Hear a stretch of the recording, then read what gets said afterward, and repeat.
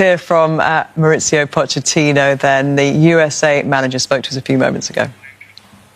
Mauricio, the United States is moving on. You knew it would be physical today, but your thoughts on the way your team was able to rise to the occasion? I think it was a fantastic game again. Very good first half. I think we dominate the game. Again, a very tough team. When the draw happened in December, I told it was really difficult. It was a really tough game. I seen the several the players were amazing. They're chanting your name, Mauricio Pochettino. What does it mean to you to feel that support from this U.S. fan base? Amazing.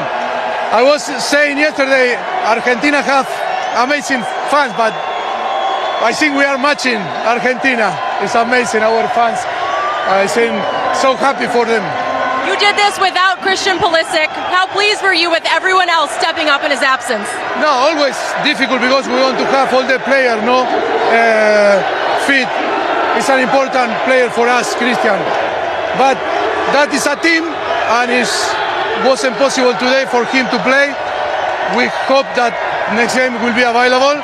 But if we want to win the competition, we need the whole team, and all the players need to be important. But of course, Christian is one of the best players in the world, and hope that he can recover as soon as possible and can enjoy on the pitch and helping the team.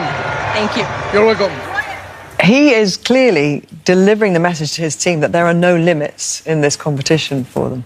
Yeah, you heard him talking there about if we want to win the competition. I think that's fantastic. And listen, the USA going to win it? Probably not, but he is spreading the message, and I think you can feel that. You can feel that within the two performances, and that's why he's a top manager, because he'll be making his players believe that they can win it. And Theo thinks he's morphing into Russell Crowe there. All I see is Russell Crowe there. My only concern would be, can they maintain this intensity the whole game against like further up in the competition, like reaching the knockout stage, because they put a lot of intensity in the game. So let's see if they can maintain that that intensity and aggressivity. There were flashes in the second half when changes were made of what could have been for Australia. We talked about Popovic having quite a negative selection, taking away the goal scorers. Volpato's shot here, an example of that. It's an example of it, and it's an example of when you have pace and a threat like this, you got to use it. And for me, it put the fear factor into the USA. It kind of set them back. It kind of made them be aware of, we have a problem if they could commit. But Olivia, a player like this, you would be, you're used to players like this, right? Yes. The only thing is, Irakunda could have played now, a tiny bit before, and put him in a better position to finish. But even being at his age, he's raw. He's one of these players that will make mistakes. However, he's still a threat, and he'll learn. But I think if Australia are going to get something out of the next game, he needs to play. They certainly clearly had more of an outlet, didn't they, as they made those changes? But let's hear then from the Australia manager, Tony Popovic. Tony Popovic, obviously 2-0 losers today. Just that first half, what went wrong? Yeah, it's a good question. I think, I don't know if it was the occasion, but we looked sluggish, heavy-legged. They were quicker, they were more powerful. They won every duel, they won every second ball, and when you do that, it makes it very difficult to gain any momentum. And then we conceded 2 soft goals, but I thought the reaction second half was outstanding. When you think, this noise here, host nation. I think the players show how good they are in the second half, but obviously at this level, you can't give away that much in the first. And in hindsight, looking forward now, because those players that did come on did exceptionally well, and you can now potentially look to start that way. Do you feel that way? It's given you a lot of things to think about moving forward? Every game's different, okay? Every game's different, and we had a lot of fatigued bodies in the first half. Physically and mentally, it was tough, but outstanding second half, so we've got to build on that. He got it wrong today, Wayne, didn't he? Yeah, I didn't like that interview either. I think, when you're resting players or you're not playing your better players, especially against a USA team who go and press, and you need that outlet.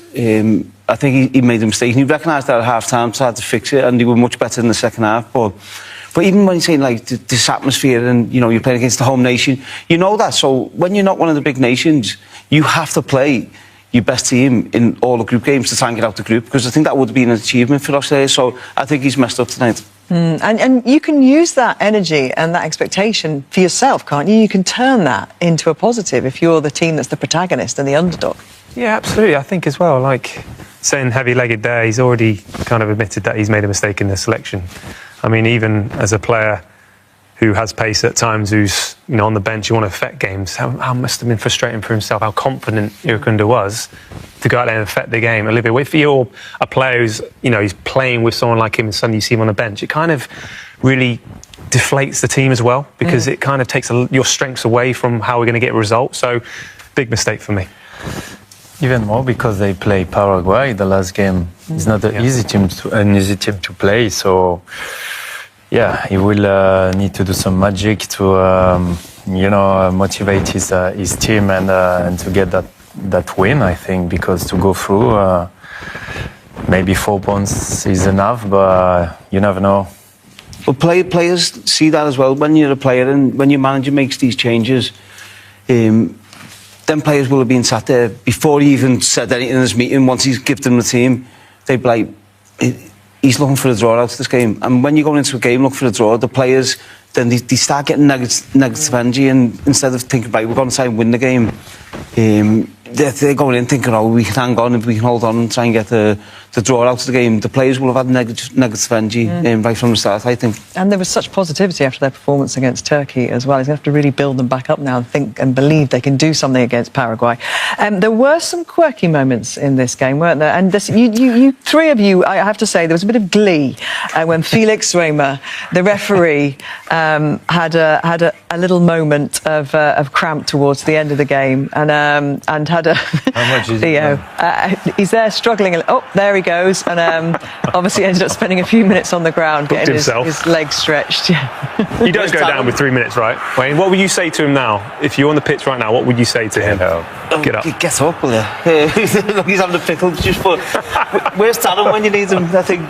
Look, we're going to start bringing hydration breaks in now for the referees. It's embarrassing.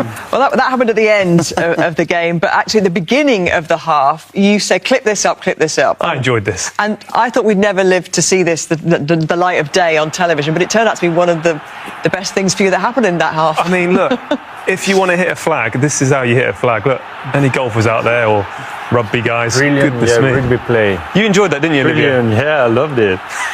I just think USA have worked so hard in the first half to get the ball back, and then they actually have the ball and they give it away. I know, and this is what they worked on the press, and that's what they're very good at. But just keep the ball, and this has all come from the champions of the Champions League, PSG, have set a trend, and now everyone's doing it.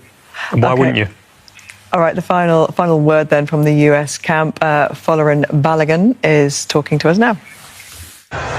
Ballo, that first goal had everything to do with you. Now, how much relief was it to score early and really set the scene for what this US team could do against Australia? Yeah, it sets the tone, you know. We wanted to start fast again like we did against Paraguay. And, you know, we did that today, and it always makes the game easier. So, yeah, I'm so happy. What can you tell me about Freeman's goal and the relief? And then, of course, the celebration was so special from you guys. Yeah, I'm so happy for Freeman. You know, he's such a humble kid. You know, he's so down to earth. And for him to get his first World Cup goal, you know, on home soil, I'm sure it's a special evening for him as well.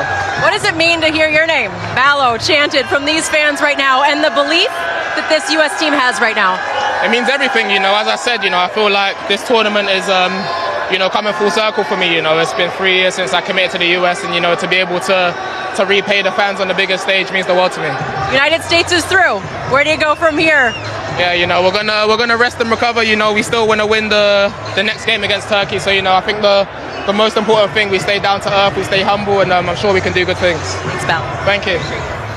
Hint of North London in that accent there? Maybe just a little. Don't mind that, though. Made in Arsenal, but performing for the US so far brilliantly in this World Cup. OK, it is...